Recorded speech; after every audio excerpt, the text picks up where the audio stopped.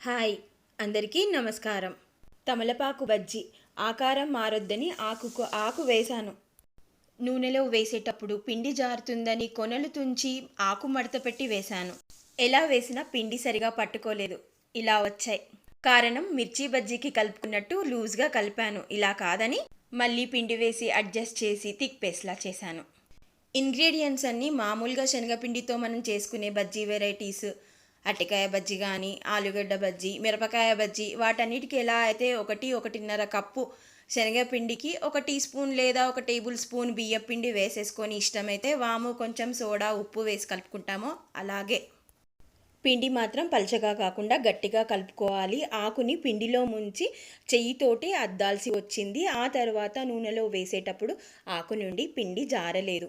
Success కంటే ముందు ఫెయిల్యూర్ని చూపిస్తే టిప్ లాగా యూజ్ అవుతుందని ఇలా చూపించాను. Thank you for watching.